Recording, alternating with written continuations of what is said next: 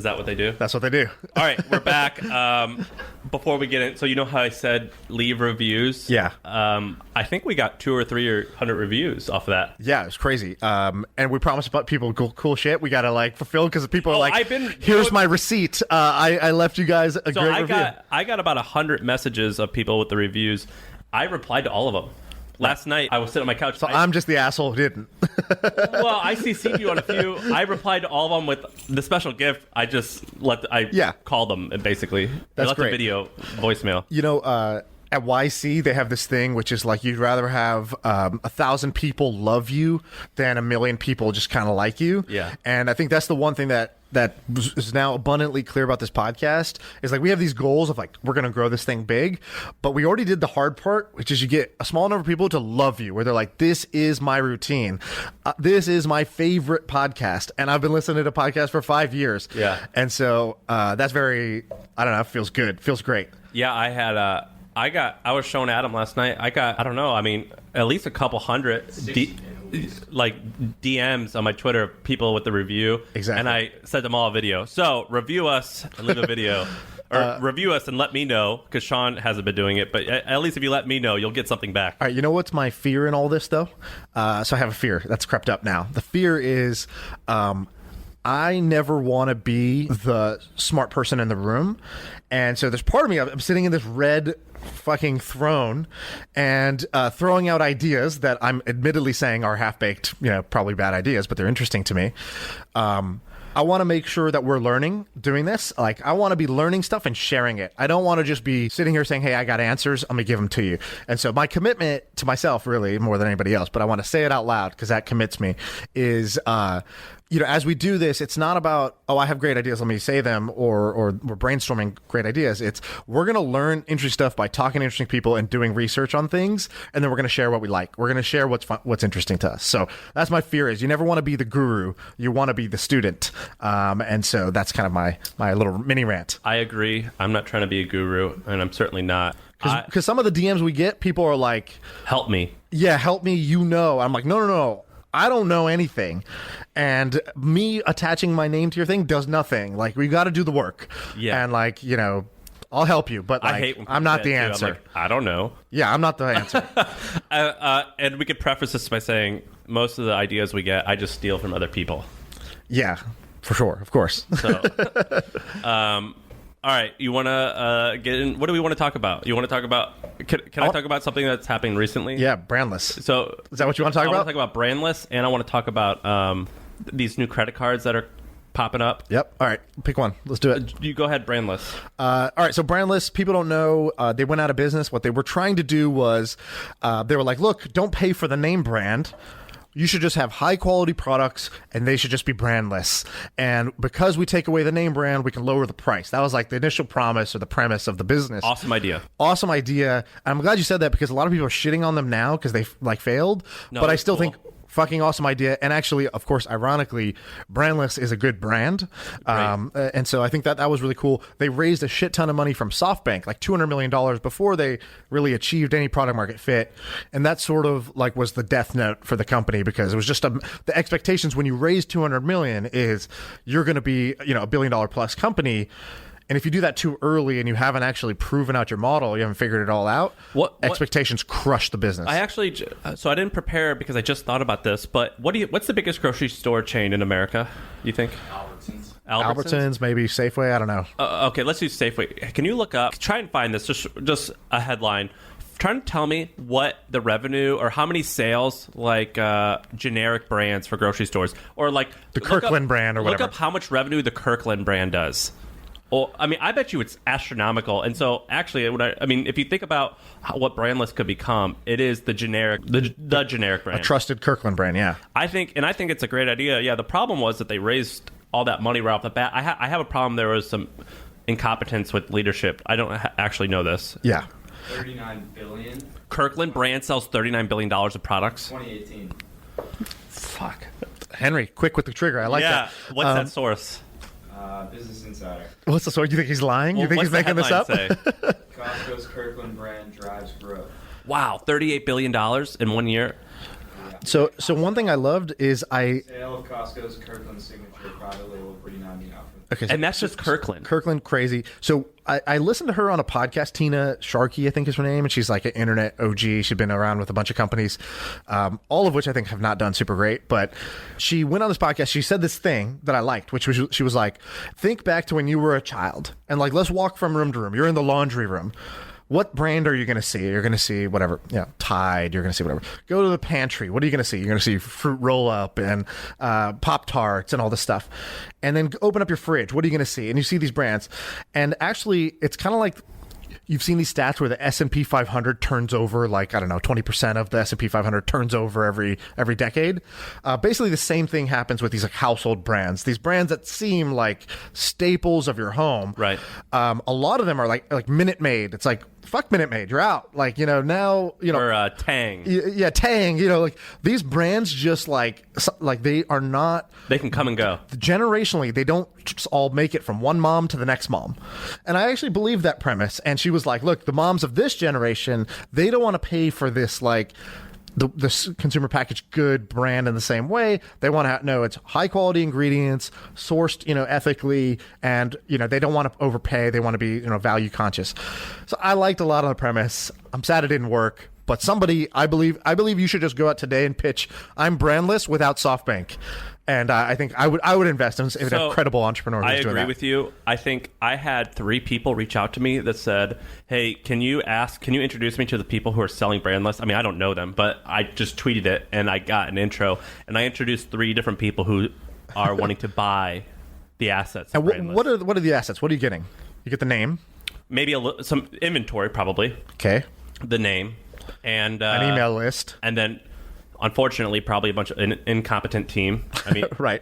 No disrespect, but look, if they couldn't pull it off, they're by definition. Well, you'll need to restart for sure, right? You'll need a clean slate, and you need to lower the burn. Yeah, I think it's cool. I would probably charge do they do membership? They did a subscription because they started off with everything was $3. I forgot to mention that. That was like a key selling point. It's like, dude, I think that's everything's awesome. $3. Look, like $3 store. And people say the CAC was too high. That it cost too much to acquire customers. That's probably true. But like Wish is doing it. Yeah, I don't know the economics, but this brings up an interesting half-baked idea.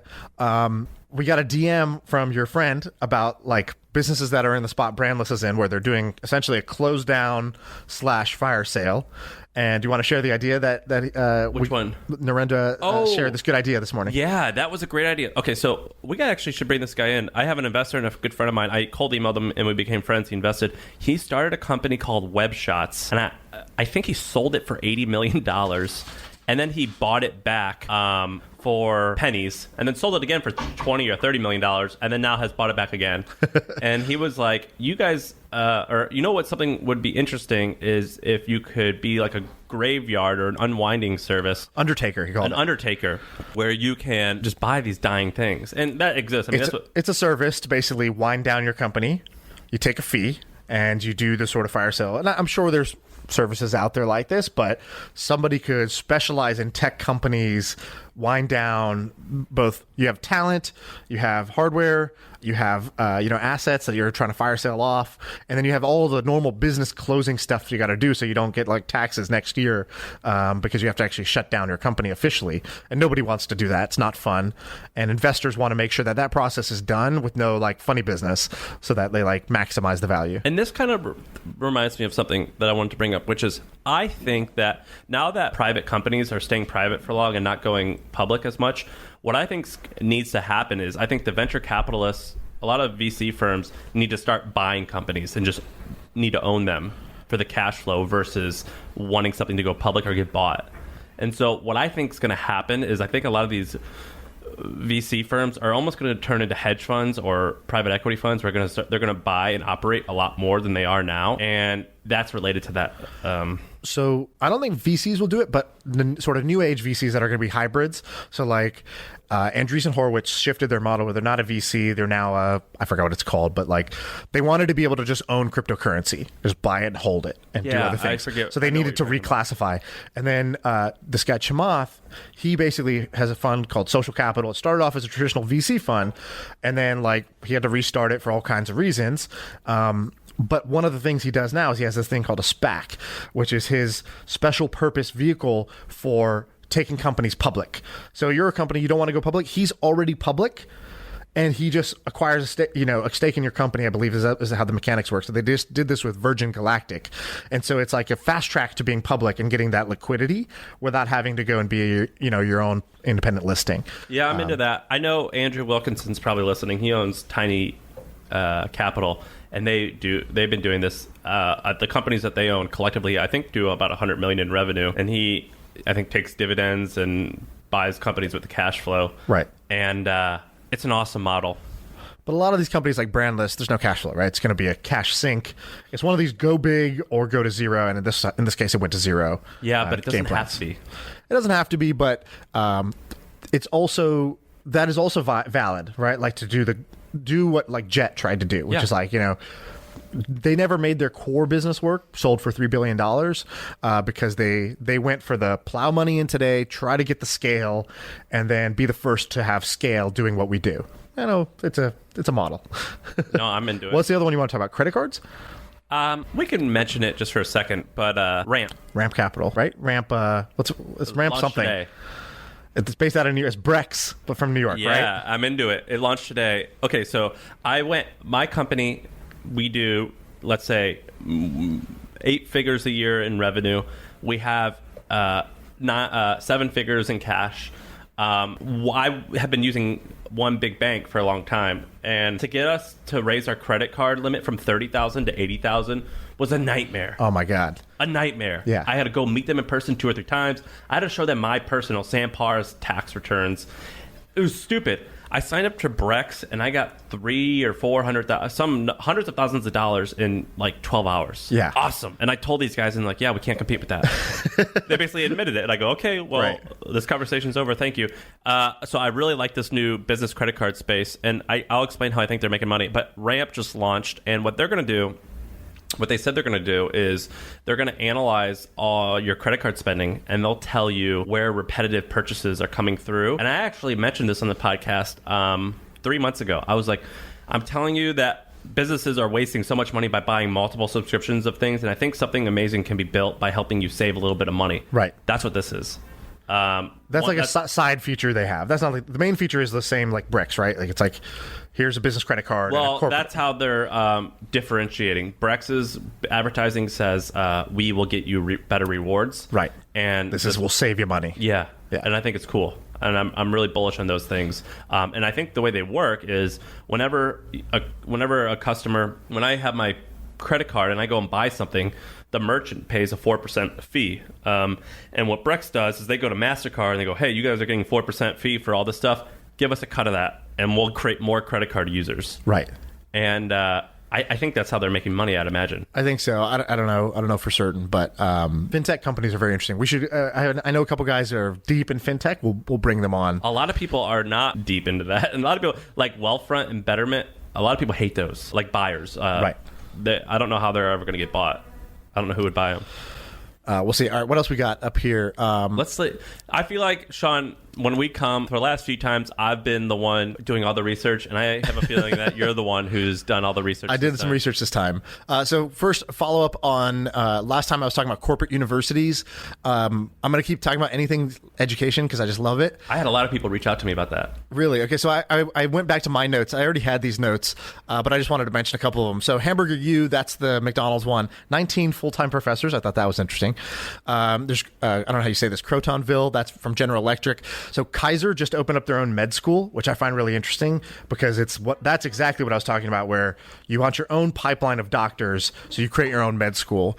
Then some companies do it more like training. Apple University, Deloitte University. I think those are more like just a training program, so you could be a better employee. That's different. Make that bigger?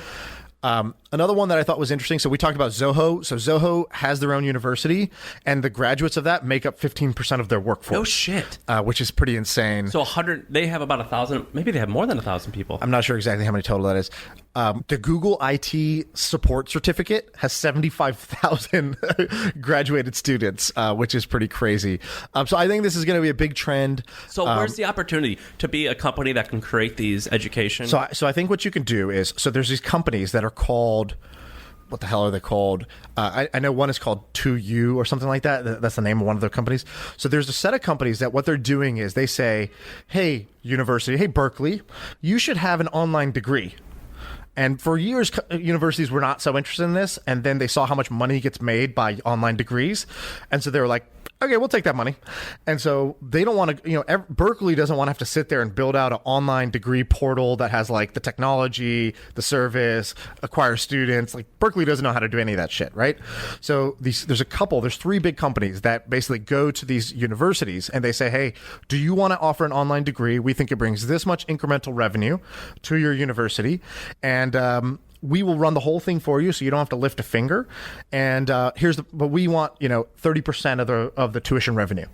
And right, so what happened is all the universities said yes. So there's a $1 billion company that's doing this, that basically offers this to all the universities. So if you go look, all these traditional universities now have a online degree or certificate program that they offer, and it's run by these other companies. I forgot the name of what these companies are called. There's like some generic term, but I think you could be that for corporations. And so I think you could go to a corporation and say, hey, would you like to basically have your own developer boot camp or university for, essentially we're going to pop out people who are like management consultant types, and it's good for your brand to get students early. And anytime you hire one of them, we take essentially a recruiter fee and we'll run the whole thing for you. And so I think that's one way you could take advantage of this trend.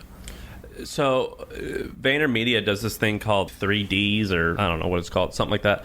And it's $10,000, and you go to their office for a day, and you learn how their business operates. So if you're an agency owner, you get to hang out with Gary Vaynerchuk for an hour. But then they also have like the head of each department for an hour, and they come in and they explain how their companies run. So Tucker, who's on here, he is thinking about doing the same thing as well, where users can pay a fee and they can come in and see how the company operates. So Book in a Box itself is a little bit different. Book in a Box is, you want to write a book. This is Book in a Box. We're going to help you write it, promote it, do the cover work, all that stuff. And they do this for like high profile business type of people who want to have their own book, right? And that business does good. It's a good business. Yeah, he bootstrapped it. They have he was telling me, he was like, Amazon's going to buy us for so much money. That's what the joke that he has said. So who knows? And what they want to do, which is different, what you're talking about, what our idea is, give you exposure inside these companies to the leadership of these companies. Is that it? Yeah. Take you on corporate tours, essentially. Yeah, because Book in a Box, what they're famous for is their culture is really good. Mm-hmm. Like their own company culture? Yeah. Interesting. And so and we thought about doing it as well. I mean, we're not big enough that we have something to offer, but it's kind of a cool idea, is where I would do it for other companies. I would pay money to see if Barstool did a thing where you could see how they operate their business. I would pay money and go. Right. And VaynerMedia, if you guys want to research this, if you want to, if you think that your company is special and people would pay money to do it, to see how big Vayner's is, they put all of their events on Eventbrite, and you could see how many tickets they're selling per event. And Gotcha. So you can actually reverse engineer this and see how much revenue it's bringing in. I like it. Wait, hold on, we have a guest. Hey! How's it going? We have a special guest. We're recorded right here. Dude, come on in. How are you? You gotta say hi on the camera. How's it going? Sean. Hey, Sean. What's going on? Nice to see you. So we have a special guest. We're recording right here. So if you're listening to this, you don't have the video. Lance Armstrong just walked in, as he does, at certain times. So we have this podcast here. Yep. Every day? 3 days a week at this point. Every day. It feels like every day, right? Well, our goal is to get to 100,000 daily listeners. Yep. Per episode. Per episode. I'll push a button and get into 100,000 earballs. Right. And we're doing a good job. Yep. We're getting close. Good. I bet you are. You have a big following. I'm sure we have a you big are. following. And so the back story behind this podcast is, and now we're doing videos and we're chopping it up like you do with the forward. The forward and the move. So The Move. the second one. The tour one's called The Move. What we've been doing, so Sean had a company that he just sold to Twitch, and I've got companies, and all we've been doing is scheming out loud, and for some reason people love listening to it. It's been working. And we have everyone's messaging us saying they're starting little things that we've been riffing on. Good. And we just listen to any podcasts? Or you make the content, don't listen? I'd listen to a few. I'll occasionally listen to Rogan if it's a guest that I'm interested in. the whole thing or the clips? No, he goes long, man. 3 hours 3 hours. sometimes. I'm like, when I did it, I was like, so how long do you think I'll be here? He's like, 3 hours. I was like, what? I've never talked to anybody for 3 hours. Like, no, I'm not talking for 3 hours. I'm not that interesting. But yeah, no. So I'll get into these crime ones. Me too. Like I got sucked into this Root of Evil. Yep. That was just super fucked up. I've been listening to that one. Do you have the 12 hours afterwards where you have to Google and like follow up and be like, okay, I need to know even more? No, yeah, you try not to. And then what was the other one that was? It was just. I do filthy. serial killers. Do you know that one? No, but they're all about serial killers, right? No, there's one called Serial Killers. Yeah. And it's awesome. We Crashed, about WeWork, kind of crime. I listen to all those ones as well. Wow. The Wondery and Parcast. Yeah. Yeah. And they just one of those companies just sold to Spotify for yeah. a couple $100 million. So did The Ringer. The Ringer. Bill Simmons just keeps making money. Yeah, apparently. I bet you he owned the majority of that company. Wow. So he probably walked away with a couple $100 million. Good for him. We got to get you off the LaCroix. Have you seen the Austin This brand? isn't mine. I just leave them here. Have you seen the new brand out of Austin, Waterloo? Oh, water. What's Waterloo? It's like a sparkling water, but it's better. So this is what the podcast is. I'm an investor, full disclosure. Okay, well, this is what the podcast is. No, but they're crushing it. They You are just talk about schemes. So what is it? What is it? It's sparkling water, but it's Our Austin office buys it. yeah, I'm sure they do. I mean, it's all the rate. Well, from the Austin office, it's on their HQ is on East Cesar Chavez as well. So from where the hustle is, or at least where it's always not moved. We moved into a bike shop. Yeah, we're on East 7th now. Okay, so you guys used to be on Cesar Chavez. Yeah. You moved up, but so they're still on Cesar Chavez, which is where our studio is. But no, they're cool guys. They're killing it. You know. How much did they raise? They just did a new round. It's like 30 they raised, I want to say. I'm probably getting that wrong. But they did 50 million in sales last year. They're going to do 100 this year. Holy shit. No, they're knocking. Yeah, it's lighter, cleaner. The can they have all these different. Yeah, they're the ones with the cool looking cans. Like it's like it's like a white, Well, they have a lot of flavors now. It's probably up to 10 or 12 but it's flavors. like a retro looking can. It's retro looking. Right? Yeah, it's real sort of groovy looking. They brought in the guy that ran Smart Pop and sold that off, and so he's the CEO. So they got real. Austin has a Kavu lot. Ventures is the big. Who? Kavu Ventures out of Austin. That's the guy from the vodka company. Is that the tea? So Clayton was from Deep Eddy. He did Sweet Leaf Tea, Deep Eddy, and then went and started Kavu with two other guys. He's now since left, but anyways, he's still on the board at Waterloo and High Brew Coffee, which is a big advertiser of ours. Do you like investing? It's kind of boring. No, I love. What's wrong with you? It's boring. What's wrong with you? What's wrong with this guy? He doesn't like making money. I like. You know, there's probably some charity right down the street where you could go give them all your dough from Twitch and give them all your time. You know, investing sounds fun, and the initial pitch is fun. Yeah. But once you give them the check, it gets very boring to me because you're so hands off, and I like it. I like being a part of creating stuff. Dude, it's like being an uncle. You get all the fun stuff and not any of the hard work. I see. That's actually a good analogy. All right, you might have convinced me. That's a good analogy. Being an uncle is the best. So. Yeah, I mean, we launched a fund, and we almost probably 90% of the companies we're super involved with. In what way? Well, either through the board or being on the board or just they just need help. I mean, you know this. I mean, young entrepreneurs, they might have a great idea and be smart people, but they're going to come across things. They just need help navigating and or connecting them. I mean, in our. So I remember once I went to pitch an investor founders fund. Mm-hmm. And Founders Fund's like a top fund or whatever, and he offered us a term sheet. And I asked him, I said, we have this other capital source right now, like self-funded by my business partner. We could just keep self-funding, or we could take this.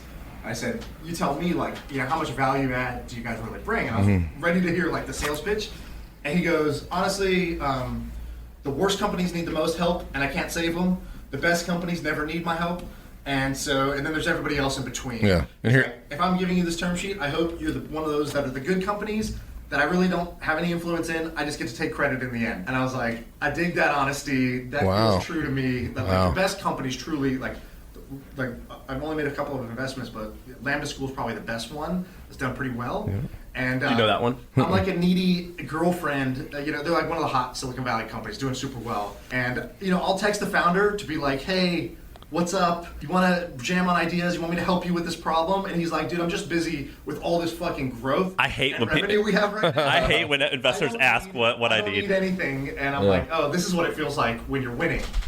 When you're really, really winning, and you just are too busy for any of this bullshit. Yeah, we won't tell Neil when he gets here. Well, what I do is I send monthly updates, and they're very clear and succinct, and I'm very transparent. And they're like, how can I help? I'm like, you can't. Unless you have ideas, and you can tell me how you can help, do it. But I don't. I can't think of anything. Yeah. Like, it's like, I don't know. How can you help? You're on your way. You know what I mean? It's like, what, are you going to come in here and write emails for me and do work for me? I mean, like, I don't know. They're like, do you need intros to anyone? I'm like, who do you know? I don't know. Well, I think the intro part is big in our world. And so, in health and wellness, fitness, nutrition, I mean,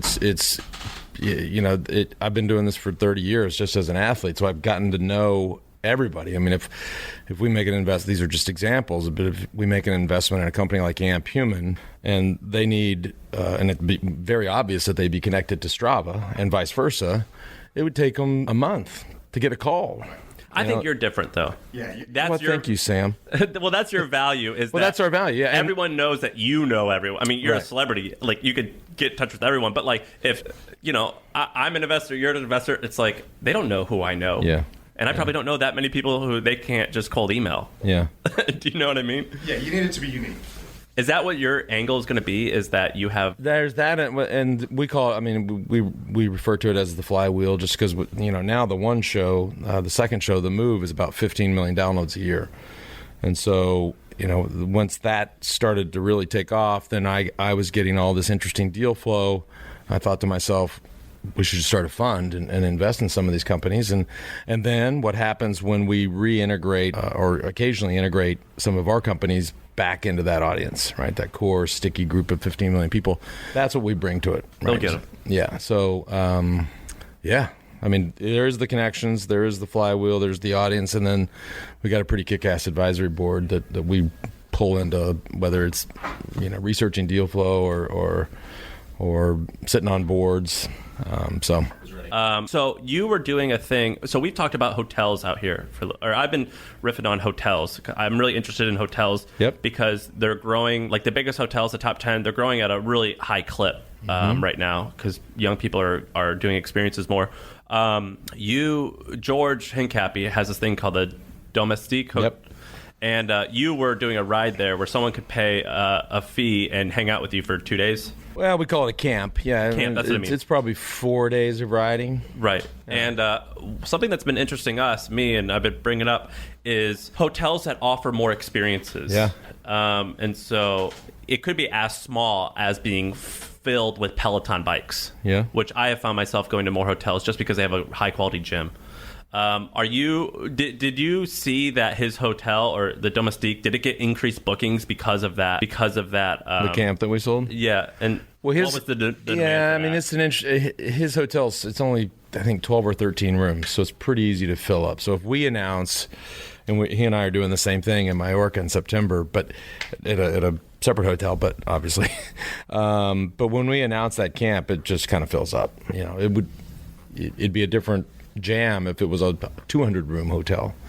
And that's his problem, right? He either has one room full or two rooms, or he could sell 200 rooms, right? 13 is a tough number. I would love for that to happen. I wrote an email to you one time. I was like, you need to become the Jimmy Buffett of Weekend Warriors. Right. And you need to have a hotel where people could come and... Dude, I mean, he's branded everything, whether it's blenders. He's doing nursing homes now. Jimmy Buffett is? Yes. So, I mean, when I talk about Jimmy Buffett, I mean, if you think about a Jimmy Buffett fan, like a parrot head, right? So if it's the day of the show in Dallas, Texas, which I say that because that's my mom and stepdad go every time, from the minute they wake up, he's owning them, right? They're listening to Sirius XM, they're listening to his station, right? Probably at some point pregame, they're drinking his beer, the Land Shark beer. Then they buy the ticket, which is again his. They get to the show, they're buying his swag. They go back, or they pregame. They like pregame or tailgate out there. They're using his margarita blender. He's got everything. Yeah, and he has the hotel. He's got his clothes, right? I think it's just sort of endless. Is Lance Armstrong not the Jimmy Buffett of Weekend Warriors? Well, hotel. Jimmy, I don't know if you paid attention the last 7 or 8. You know, we're getting back there, but no, it could happen. I'm telling you. Yeah. I like what the world that I want to live in is like. I can like these UFC guys. Cannabis. He's all into cannabis. Is he? Yeah. These UFC guys the are coral reefer. That's what it's called. That's what it's called. The coral reefer. These UFC guys are kind of doing it where you could pay money and go and work out with them and live at their gym. Yeah. Ah, man. Laird Hamilton's doing it. Cameo? You know, I did for a sec, and I did. No, the answer's no. I don't know. That's how you can. Think of it, or this is not worth the sort of. I just didn't. I don't know. It didn't feel right. I think that's the thing, right? Like, do you want to, like, how much of yourself and your time do you want to spend on that is. How much do you think Jimmy Buffett spends on that shit? At least easy. It's on your phone, right? I wouldn't do Cameo. That's how you could tell which celebrity is broke by how much they're See, that's probably the reason I stopped. You're like, oh, this I guy. think Sam this said guy, it. Damn, the kill shot. dude. Wow. It's like this guy's charging Fucking right. like Gilbert Godfrey is charging $50 for a 2-minute slot. This guy's broke. By the way, That's his excuse. nice people. I talked to them. You know, when they were great, but No, but He's doing well, but yeah, but like. it is more reality TV YouTubers, Viners. It's like Uncle Joey from Full House is really hurting. He's only charging $50 for a 3-minute spot. Like he's broke. I feel this is horrible. Whereas Snoop is charging $2,000. He's the one who's doing good. Snoop charges $2,000 on Cameo. No, Something like that. Yeah. I got TJ Lavin 1,000 was the max. Yeah. Maybe or whatever. He's the max. I got TJ Lavin to say hi to my wife for like $100. It's a great gift. I don't even know who that is. So He's that's like cool. on the real road. He's the host of the challenge. It's stupid. Former BMX guy. But that's how you could tell who's broke is by what they charge on Cameo. The more they charge, the more broke they are, or Less. vice. If they charge a little bit of money, then they're really hurting. Yeah, and I set mine high, and it just. You know, it was people aren't gonna. Why would anybody pay that? I would pay. I thought Neil and I were gonna go have lunch. Oh yeah. Well, Are you eating lunch with us, or are you gonna keep podcasting? I'm gonna wrap up here in a few minutes. Yeah, let's We go. got we'll food go here. eat. Thanks for having me. We were just kidding. Yeah. Well, we're making. Have me on. Yeah, that was fun. I don't know what's gonna happen with this. Yeah, this episode. podcast is going to be interesting. It's gonna either be great or not great. Like one or the other. It's not Right. gonna be okay. Not going to be in the between. So Okay, so are you going to wrap up? Because if you want to wrap up, we can either do 2 minutes of more stuff. we can do 2 minutes. I don't know what. Can you pull up the sheet again? Because it's got like email on there. This was a crazy. So if it matters, I mean, this is what our office is like. We do get a lot of cool people coming by. Yeah. The guy that Lance was with, the gentleman you maybe just saw on camera, his name is Neil Dempsey. He won't ever tell me this. I'm pretty sure Neil's a billionaire, and Neil's one of my investors. And Neil, we'll have He him felt on like a billionaire. I felt that Billy energy. We'll have him on the podcast sometime. But basically, he was trying companies and he kept failing. And up into his late 30s, early 40s, he was failing. He's got a job at a VC and met this guy starting a coffee shop. Brought it to the VC. Everyone laughed at him. They said, "No, we're not investing. This is stupid." So Neil invested his own personal money into it, and that company ended up being Starbucks. And so Howard Schultz, Wow. the CEO of Starbucks, says that Neil's one of the people he looks up to, and he's one of my investors. They named the stadium, one of the stadiums at Washington. Is it Washington University or University of Washington? One of the They two. named it. It's called Dempsey Stadium because he donated. And, Wow. so he's a big deal. That's cool. This is That's legit. our office. That's a great story. Wow, how to follow that? Okay. I think that we should probably kind of wrap it up and hope that there is some value in here for people. Yeah. Okay. Let me toss out one idea because we owe people ideas, and let me toss out one good idea.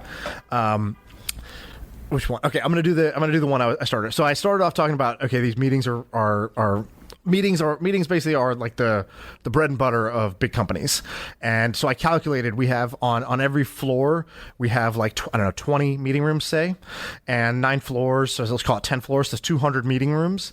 And every hour, let's assume 80% of it is occupied. So I basically did the math and saw how many hours, and then you think, oh, every meeting has on average 5 people in it. And so you start to realize how many people hours are spent in meetings. And then when you look at a meeting while it's happening, there's basically no technology. So the only technology in a meeting is like video conferencing, typically. And I think that's kind of crazy. And so I actually believe that there's someone out there who could build a meeting kit of some kind that makes meetings more more effective, more efficient. And I'm not talking about like transcribing, although that's one possibility. What I'm thinking about more is like the ability to give. So I'm imagining like a physical device, and you push it when you want to say something. So this doesn't reward interrupters and loud voices because you sort of buzz in when you're ready to talk. So it just has a little light next to your thing that says, Sean, it sounds like you have something. If I would end it at the memo thing. That alone is worth it.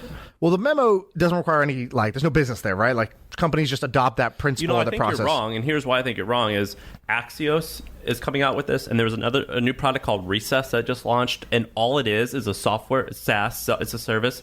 You pay money, and you get this internal emailing tool that helps you write internal emails better to your company, and it tells you who read it and who didn't. So it's more concise, or what does it help? Yeah, because Axios is super concise as is.